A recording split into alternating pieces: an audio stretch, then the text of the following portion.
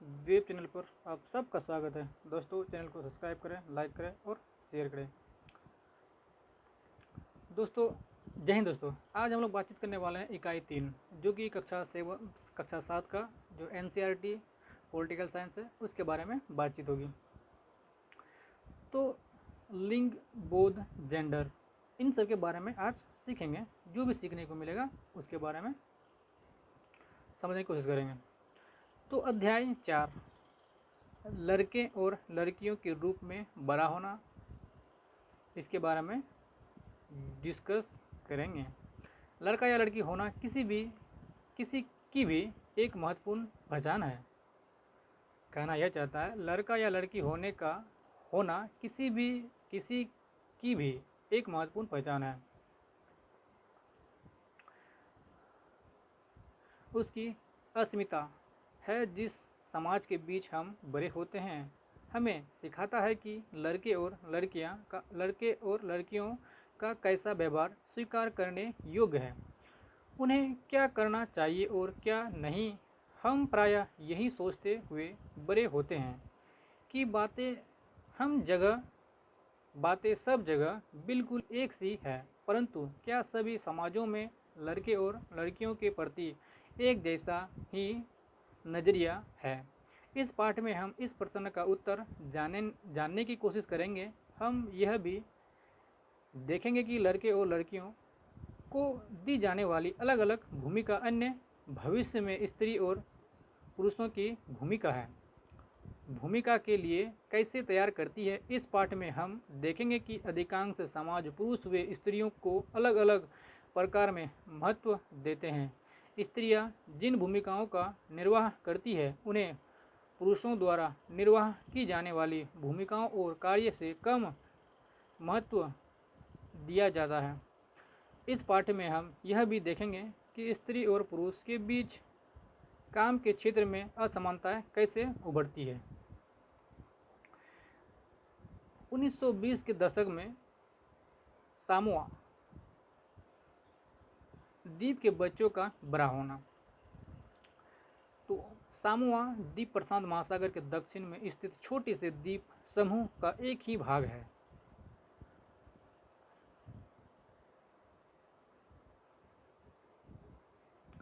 Samoan समाज पर किए गए अनुसंधान की रिपोर्ट के अनुसार 1920 के दशक में बच्चे स्कूल नहीं जाते थे। वे बड़े बच्चों और वयस्कों से बहुत सी बातें सीखते थे। जैसे छोटे बच्चों को देखभाल या घर का काम कैसे करना आदि। द्वीपों पर मछली पकड़ना बड़ा महत्वपूर्ण कार्य था। इसलिए किशोर बच्चे मछली पकड़ने के लिए सुदूर यात्रा पर जाना सीखते थे, लेकिन ये बातें वे अपने बचपन के अलग अलग समय पर सीखते थे। छोटे बच्चे जैसे कि चलना शुरू कर देती है, उसकी माताएं या बड़े लोग उनकी देखभाल करना बंद कर देते हैं। यह जिम्मेदारी बड़े बच्चों पर आ जाती है, जो प्रायः स्वयं भी 5 वर्ष के असमान की उम्र के होते थे। लड़के और लड़कियों दोनों अपने छोटे भाई बहनों की देखभाल करते थे, लेकिन जब कोई लड़का लगभग 9 वर्ष का हो जाता था, वह बड़े लड़कों के समूह में सम्मिलित हो जाता था और बाहर के काम सीखता था, जैसा मछली पकड़ना और नारियल के पेड़ लगाना। लकड़ियाँ जब तक 13-14 साल की नहीं हो जाते थे, छोटे बच्चों की देखभाल और बड़े लोगों के छोटे मोटे कार्य करते रहते थे। लेकिन एक बार जब वे 13-14 साल की हो जाती थी, वे अधिक स्वतंत्र होती थी। लगभग 14-15 की उम्र के बाद वे भी मछली पकड़ने जाती थी, बागानों में काम करती थी और डालियाँ बुनना सीखती थी। खाना पकाने का काम अलग से बनाए गए रसोई घरों में ही होता था, जहां लड़कों को ही अधिकांश काम करना होता था और लड़कियां उसकी मदद करती थी। तो दोस्तों इस चित्र को देखना जो दिखाया गया है, इस चीज़ को हम लोग पढ़ने जा रहे हैं। आपके आपके बड़े होने के अनुभव सामुआ के बच्चों और किशोरों ने अनुभव से किस प्रकार भिन्न है। इस अनुभवों में वर्णित क्या कोई ऐसी बात है जिसे आप अपने बड़े होने के अनुभव में शामिल करना चाहेंगे। तो दोस्तों अभी हम लोग बातचीत करेंगे 1960 के दशक में मध्य प्रदेश के पुरुष के रूप में बड़ा होना। क्या बोलता है? 1960 के दशक में मध्य प्रदेश में पुरुष के रूप में बड़ा होना।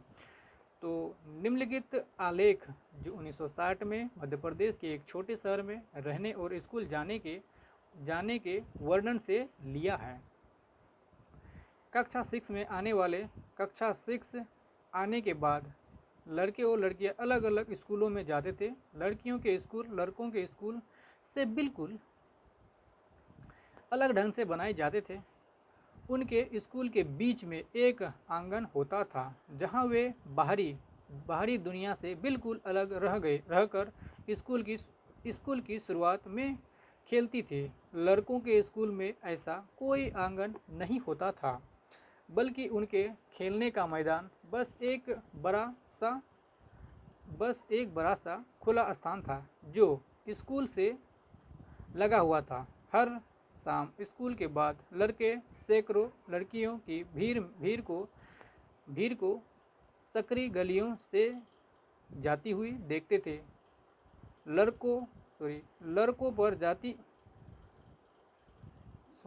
सड़कों पर जाती हुई ये लड़कियां बड़ी गंभीर दिखती थी। यह बात लड़कों से अलग थी जो सड़कों को अनेक कामों के लिए उपयोग करती थी, जैसे यूं ही खड़े खड़े खाली समय बिताने के लिए, दौड़ने और खेलने के लिए और साइकिल चलाने के कर्तव्यों को आजमाने के लिए। लड़कियों के लिए गली सीधे घर पहुंचने का एक माध्यम थी। लड़कियां हमेशा स्कूल में जाती थी। शायद इनके मन में यह डर रहता था कि कोई इन्हें छेड़ न दे या उन पर हमला न कर दे। उत्तर के दो उदाहरणों को पढ़ने के बाद हमें लगा कि बड़े होने के भी कोई तरीके हैं।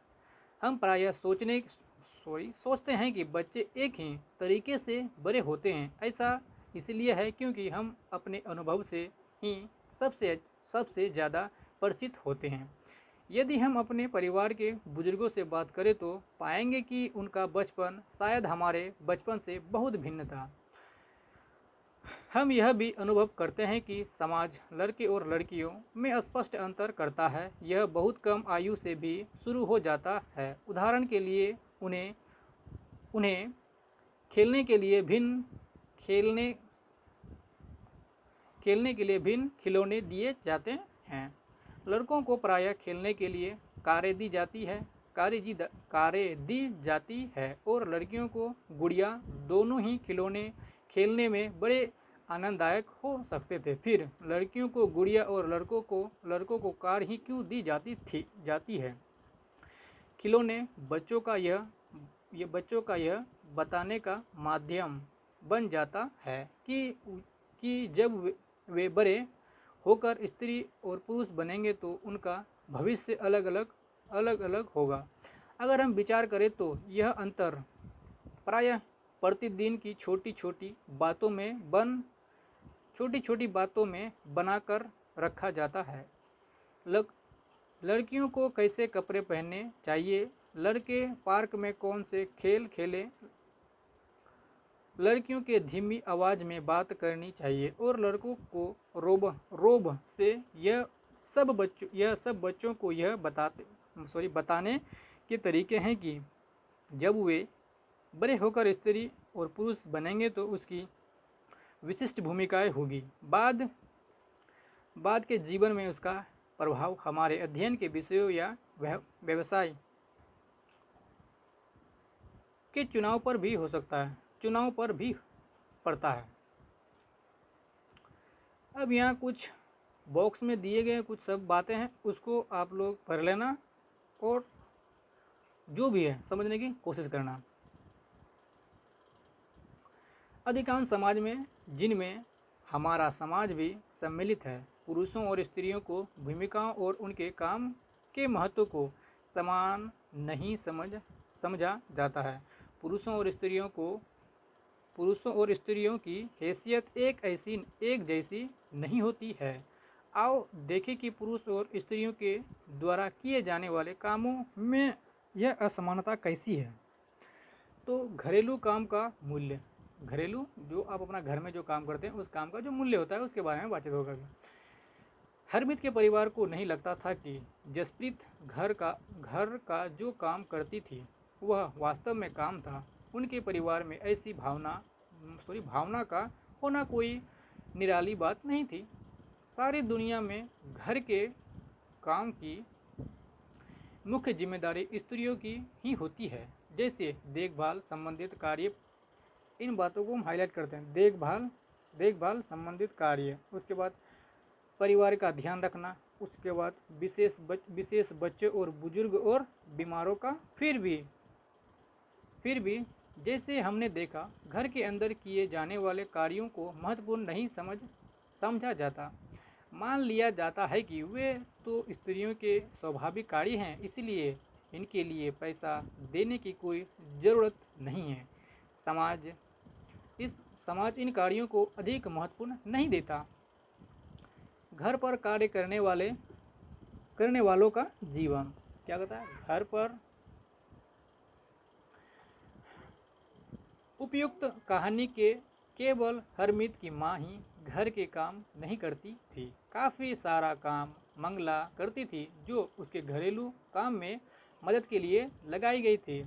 बहुत से घरों में, विशेषकर शहरों और नगरों में, लोगों को घरेलू काम के लिए लगा लिया जाता है। वे बहुत काम करते थे, झाड़ू लगाना, सफाई करना, कपड़े और बर्तन धोना, खाना पकाना, छोटे बच्चे और बुजुर्गों को देखभाल करना आदि। घर का काम करने वाले अधिकांश स्त्रियां होती थी। कभी कभी इन कार्यों को करने के लिए छोटे लड़के या लड़कियों को काम पर रख लिया जाता है। घरेलू काम का अधिक महत्व नहीं है, इसलिए इन्हें मजदूरी भी कम दी जाती है। घरेलू काम करने वाले का दिन सुबह 5 बजे से सुबह होकर देर रात 12 बजे तक भी चलता है। जीत और मेहनत करने के बावजूद प्रायः उन्हें नौकरी पर रखने वाले उनसे सम्मानजनक व्यवहार नहीं करते हैं। दिल्ली में घरेलू काम करने वाली एक स्त्री मेलानी ने अपने अनुभव के बारे में इस तरह बताया। तो मेरी पहली नौकरी एक अमीर परिवार में लगती थी जो 3 मंजिलों भवन में रहता था। मैम साहब अजीब महिला थी जो हर काम करवाने के लिए चिल्लाती रहती थी। मेरा काम रसोई का था। दूसरी 2 लड़कियां सफाई का काम करती थी। हमारा दिन सुबह 5 बजे शुरू होता। नाश्ते में हमें एक प्याला चाय और 2 रूखी रोटी मिलती थी। हमें तीसरी रोटी कभी नहीं मिलती। शाम के समय जब मैं खाना पकाती थी, दोनों लड़कियां मुझसे एक और रोटी की मांग करती थी। मैं चुपके से इन्हें एक रोटी दे देती थी और खुद भी एक रोटी ले लेती थी। हमें दिन भर काम करने के बाद बड़ी भूख लगती थी। हम घर में चप्पल नहीं पहन सकते थे। ठंड के मौसम में हमारे पैर सूज जाते थे। मैं मैम साहब से डरती थी, परंतु मुझे गुस्सा भी आता और अपमानित भी महसूस करती थी। क्या हम दिन भर काम नहीं करते थे? क्या हम कुछ सम्मानजनक व्यवहार के योग्य नहीं थे? वास्तव में जिसे हम घरेलू काम कहते हैं उसमें अनेक कार्य सम्मिलित रहते हैं। इनमें से कुछ कामों में बहुत शारीरिक श्रम लगता है। ग्रामीण और शहरी क्षेत्रों में औरतों और लड़कियों को दूर दूर से पानी लाना पड़ता है। ग्रामीण क्षेत्रों में स्त्रियों और लड़कियों को लड़कियों को जलाउन लकड़ी के भारी गट्ठर सिर पर ढोने पड़ते हैं। कपड़े धोने, सफाई करने, झाड़ू लगाने और वजन उठाने के काम में झुकने, उठाने और सामान लेकर चलने की ज़रूरत होती है। बहुत से काम ऐसा खाना बनाने आदि में लंबे समय तक गर्म चूल्हे के सामने खड़ा रहना पड़ता है। स्त्री जो काम करती है वह भारी और थकाने वाली शारीरिक काम होता है, जबकि हम आमतौर पर सोचते हैं कि पुरुष ही ऐसा काम कर सकते हैं। घरेलू और देखभाल के कामों का एक अन्य पहलू जिसे हम महत्व नहीं देते, वह है इन कामों में लाने वाला लंबा समय। वास्तव में यदि हम स्त्रियों द्वारा किए जाने वाले घर के और बाहर के कार्यों को जोड़ें तो हमें पता चलेगा कि कुल मिलाकर स्त्री पुरुषों से अधिक काम करती है। निम्नलिखित तालिका में भारत के केंद्रीय सांख्यिकी संगठन द्वारा किया गया विशेष अध्ययन के कुछ आंकड़े हैं। 1998 से 1999। देखिए, क्या आप स्थित स्थानों को भर सकते हैं? तो दोस्तों, इस जो चार्ट में दिया गया है, इस चार्ट को देखिए और समझने की कोशिश करें। अब हम लोग बातचीत करेंगे महिलाओं का काम और समानता। महिलाओं का काम और समानता, जैसा कि हमने देखा, महिलाओं के घरेलू और देखभाल के कार्यों को हम महत्व देना एक व्यक्ति का परिवार का मामला नहीं है। यह स्त्री और पुरुषों के बीच असम्मान की एक बड़ी सामाजिक व्यवस्था का ही भाग है। इसीलिए इसके समाधान हेतु जो कार्य, तो बच्चों, इस चित्र को देख के आप बहुत कुछ समझ सकते हैं और सोच भी सकते हैं। किए जाने हैं वे केवल व्यक्तिगत या पारिवारिक स्तर पर नहीं वरना शासकीय स्तर पर भी होनी चाहिए। हम जानते हैं कि सम्मान हमारे संविधान का महत्वपूर्ण सिद्धांत है। क्या बोलता है? सम्मान संविधान का एक महत्वपूर्ण सिद्धांत है। संविधान कहता है कि स्त्री या पुरुष होने का आधार पर भेदभाव नहीं किया जा सकता। क्या कहता है? संविधान कहता है स्त्री या पुरुष होने का भेदभाव नहीं किया जा सकता, परंतु वास्तविक में लिंग भेद किया जाता है। तो आप लिंग भेद का मतलब जानते ही होंगे कि लिंग भेद का मतलब क्या है। तो इसलिए मैं सोचता हूँ कि आप लोग बहुत ही बुद्धिमान हो, इसलिए इस लिंग भेद को आप लोग समझने की कोशिश करें। इसी बात को मान के हम आगे बढ़ रहे हैं। सरकार इसके कारणों को समझने के लिए और इस स्थिति का सकारात्मक निदान ढूंढने के लिए वचनबद्ध है। क्या बोला? एक बार फिर रिपीट करते हैं। सरकार इसके कारणों को समझने के लिए और इस स्थिति का सकारात्मक निदान ढूंढने के लिए मतलब वचनबद्ध है। उदाहरण के लिए, सरकार जानती है कि बच्चों की देखभाल और घर के काम का बोझ महिला और लड़कियों पर पड़ता है। स्वाभाविक रूप में इसका असर लड़कियों के स्कूल जाने पर भी पड़ता है। इससे ही निश्चित होता है कि क्या महिला घर के बाहर काम कर सकेगी और यदि करेगी तो किस प्रकार का काम या कार्य क्षेत्र चुनेगी। पूरे देश के कई गांवों में शासन ने आंगनवाड़ी और बालवाड़ियाँ खोली है। अब कहता है शासन ने एक कानून बनाया है जिसके तहत यदि किसी संस्था में महिला कर्मचारी की संख्या 30 से अधिक है, क्या कहता है? एक कानून बनाया है। इसमें कहा जाता है किसी कार्यालय में अगर 30 संख्या मतलब महिला कर्मचारियों की संख्या 30 से अधिक है तो उसे वैधानिक रूप से बालवाड़ी क्रेश की सुविधा देनी होगी। अब समझना, ये बालवाड़ी क्या बोलता है? संवैधानिक रूप से जो संविधान में जिस प्रकार का होता है उस संवैधानिक रूप से बालवाड़ी या क्रेश। आप समझना, बालवाड़ी को ही क्रेश कहा जाता है। क्रेश क्रेश की सुविधा देनी होगी। बालवाड़ी की व्यवस्था होने से बहुत सी महिलाओं को घर से बाहर जाकर काम करने में सुविधा होगी। इससे बहुत सी लड़कियों का स्कूल जाना भी संभव हो सकेगा।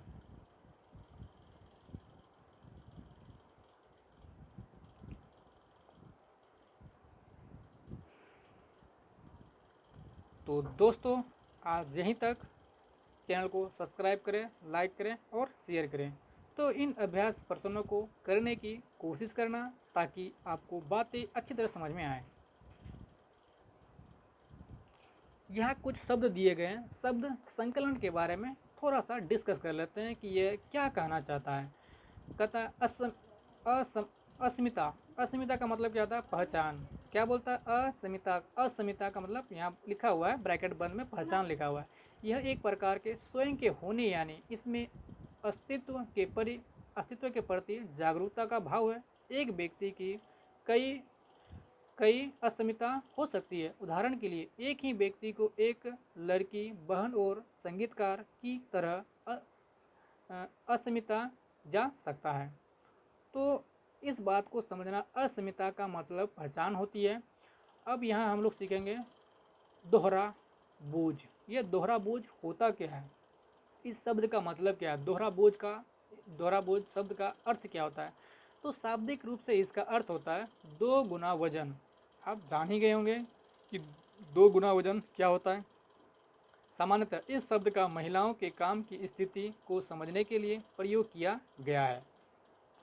यह इस तथ्य को स्वीकार करता है कि महिला आमतौर पर घर के भीतर और घर के बाहर दोहरा कार्य भार संभालती है। दोहरा कार्य भार मतलब डबल काम करती है वो। आप समझेंगे देखभाल। देखभाल का मतलब क्या होता है? तो आप लोग भली बात ही इस बात को जानते ही होंगे कि देखभाल क्या है। तो देखभाल के अंतर्गत अनेक काम आते हैं, जैसे संभालना, ख्याल रखना, उसके बाद पोषण करना आदि शारीरिक कार्य के अतिरिक्त इनमें गहन भावनात्मक पहलू भी सम्मिलित है। तो अब क्या बोलता है? अवमूल्यित शब्द का तात्पर्य क्या है, इसके बारे में समझेंगे। जब कोई अपने काम के लिए अपेक्षित मान्यता या स्वीकृति नहीं पाता है। कहता है कि जब कोई काम के लिए अपेक्षित मान्यता या स्वीकृति नहीं पाता है। मान्यता मतलब तो सम्मान जानते हैं ना, स्वीकृति मतलब वही जो परमानेंट हम यहाँ काम करेंगे या नहीं करेंगे, उस चीज़ के बारे में कह रहा है। तो नहीं पाता है, तब वह स्वयं को अवमूल्यित महसूस करता है। अवमूल्यित मतलब उसका अब कोई मूल्य ही नहीं रहा। अवमूल्यित महसूस करता है। उदाहरण के लिए देखिए, अगर कोई लड़का अपने मित्र के लिए घंटों सोच विचार कर बहुत खोज कर एक उपहार बनाता है और उसका मित्र उसे देखकर कुछ भी नहीं कहे, तो ऐसे में पहला लड़का अवमूल्यित महसूस करता है। अवमूल्यित महसूस करता है। तो आप अवमूल्यित का मतलब समझ ही गए होंगे। तो दोस्तों, मैं फिर कहना चाहता हूँ, चैनल को सब्सक्राइब करें, लाइक करें और शेयर करें। जय हिंद दोस्तों।